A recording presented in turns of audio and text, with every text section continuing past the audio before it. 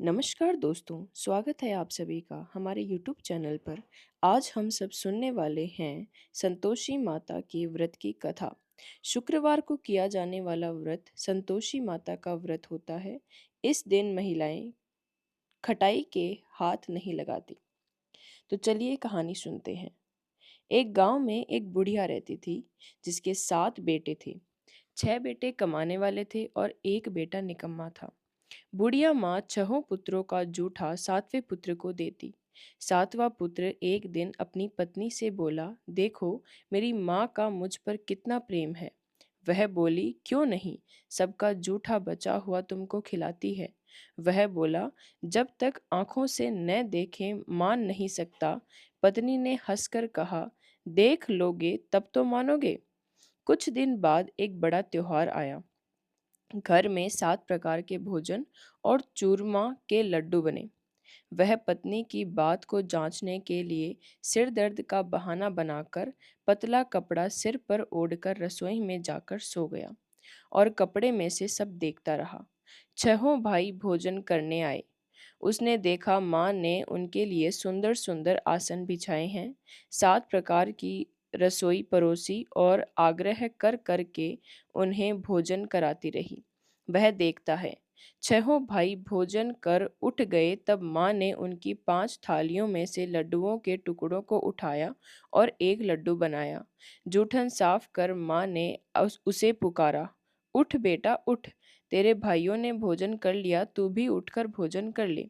उसने कहा, माँ मुझे भोजन नहीं करना, मैं परदेश जा रहा हूँ। माता ने कहा, कल जाना हो तो आज ही जा। वह बोला, हाँ हाँ जा रहा हूँ। यह कहकर वह घर से निकल गया। चलते समय उसे पत्नी की याद आ गई। वह गौशाला में कंडे थाप रही थी। वहां जाकर वह बोला, मेरे पास तो कुछ नहीं है, यह अंगूठी है सो ले लो और अपनी कोई निशानी मुझे दे दो। वह बोली, मेरे पास क्या है, यह गोबर भरा हाथ है। यह कहकर पत्नी ने उसकी पीठ पर गोबर के हाथ की थाप मार दी। वह चल दिया। चलते चलते दूर देश में पहुंचा। वहां एक साहूकार की दुकान थी, जहां जाकर बोला, सेठ जी मुझे नौकरी पर रख लो। साहूकार को नौकर की सख्त जरूरत थी। साहूकार ने कहा, काम देखकर तनख्वाह मिलेगी। उसने कहा, सेठ जी जैसा आप ठीक समझें। उसे साहूकार के यहाँ नौकरी मिल गई। वह वहां दिन रात काम करने लगा। कुछ दिन में दुकान का लेना देना, हिसाब किताब, ग्राहकों को माल बेचना, सारा काम करने लगा। साहूकार के 7 8 नौकर थे। वे सब चक्कर खाने लगे, लेकिन उसने अपनी लगन, परिश्रम और ईमानदारी से सभी को पीछे छोड़ दिया। उसे अपने किए का फल मिला। सेठ ने भी उसका काम देखा और 3 महीने में ही उसे मुनाफे में साझीदार बना लिया। परिश्रम करते करते 12 वर्ष में ही वह नगर का नामी सेठ बन गया और सेठ अपना सारा कारोबार उस पर छोड़कर बाहर चला गया। इधर उसकी पत्नी पर क्या बीती वह सुने। सास ससुर उसे दुख देने लगे। गृहस्थी का काम करवाकर उसे लकड़ी लेने जंगल में भेजते। इसी बीच घर की रोटियों के आटे से जो भूसी निकलती, उसकी रोटी बनाकर रख दी जाती और फूटे नारियल की नरेली में पानी दिया जाता। इस तरह दिन बीतते रहे। एक दिन वह जब जंगल में लकड़ी लेने जा रही थी, तब उसे रास्ते में बहुत सी स्त्रियां संतोषी माता का व्रत करती दिखाई दी। यह वहां खड़ी होकर पूछने लगी, बहनों यह तुम किस देवता का व्रत करती हो और इसके करने से क्या फल होता है? इस व्रत के करने की क्या विधि है? यदि तुम अपने इस व्रत का विधान मुझे समझाकर कहोगी तो मैं तुम्हारा बड़ा एहसान मानूंगी। उनमें से एक स्त्री बोली, सुनो, यह संतोषी माता का व्रत है। इसके करने से निर्धनता, दरिद्रता का नाश होता है। लक्ष्मी आती है, मन की चिंताएं दूर होती है, मन को प्रसन्नता और शांति मिलती है। निपुति को पुत्र मिलता है। प्रीतम बाहर गया हो तो वह शीघ्र लौट आता है। कुंवारी कन्या को मनपसंद वर मिलता है। चलता मुकदमा खत्म हो जाता है। कलह कलेश से निवृत्ति होती है। मुख शांति होती है, घर में धन जमा हो, धन जायदाद का लाभ होता है तथा और भी मन में जो कुछ कामना हो सब संतोषी माता की कृपा से पूरी हो जाती है। इसमें संदेह नहीं। वह पूछने लगी, यह व्रत कैसे किया जाता है, यह भी बताओ तो बड़ी कृपा होगी। वह स्त्री कहने लगी, बिना परेशानी, श्रद्धा और प्रेम से जितना भी बन सके प्रसाद लेना, 5.25 पैसे से 5.25 आने तथा इससे भी ज़्यादा शक्ति और भक्ति के अनुसार गुड़ और चना लें। हर शुक्रवार को निराहार रहकर कथा कहना सुनना, इसके ओम बीच काम नहीं टूटे। लगातार नियम पालन के करना, सुनने वाले कोई न मिले तो घी का दीपक जलाकर उसके आगे जल के पात्र को रख कर कथा कहना, परंतु नियम न टूटे। जब तक कार्य सिद्ध न हो नियम पालन करना और कार्य सिद्ध हो जाने पर व्रत का उद्यापन करना। 3 मास में माता पूरा फल प्रदान करती है। यदि किसी के ग्रह खोटे हैं भी तो माता 1 वर्ष में अवश्य उसको अनुकूल करती है। कार्य सिद्ध होने पर ही उद्यापन करना चाहिए, बीच में नहीं। उद्यापन में 2.5 सेर आटे का खाजा तथा इसकी अनुसार खीर तथा चने का साग बनाना, 8 बच्चों को भोजन कराना, जहाँ तक मिले देवर जेठ भाई बंधु कुटुंब के लड़के लेना, न मिले तो रिश्तेदारों और पड़ोसियों के लड़के बुलाना, उन्हें भोजन करा यथाशक्ति दक्षिणा दें। माता का नियम पूरा करना, ध्यान रखना उस दिन घर में कोई खटाई न खाए। यह सुन वह वहाँ से चल दी। रास्ते में लकड़ी के बोझ को बेच दिया और उन पैसों से गुड़ चना ले माता के व्रत की तैयारी कर आगे चली। रास्ते में संतोषी माता के मंदिर में जा माता के चरणों में लौटने लगी, विनती करने लगी, माँ मैं दीन हूँ, निपट मूर्ख हूँ, व्रत के नियम कुछ जानती नहीं, मैं बहुत दुखी हूँ। हे माता, मेरे दुख दूर कर मुझे तेरी शरण में दे।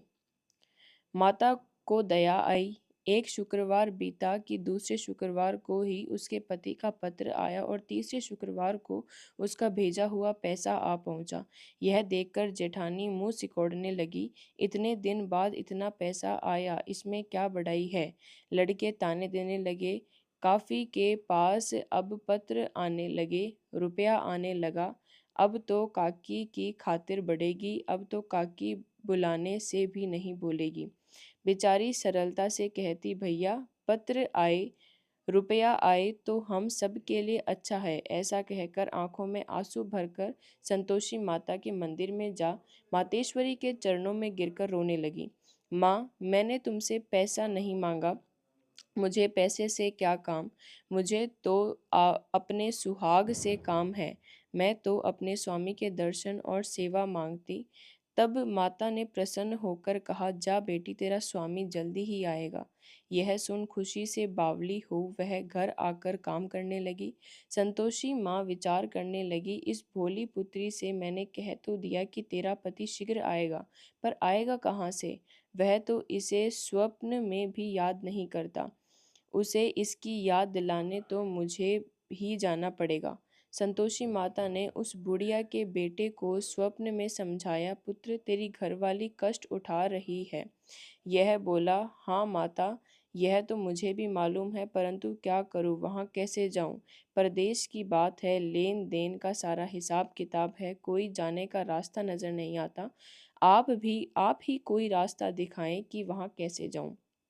माँ कहने लगी, सवेरे नहा धोकर संतोषी माता का नाम ले, घी का दीपक जला, दंडवत कर और दुकान पर जा बैठना।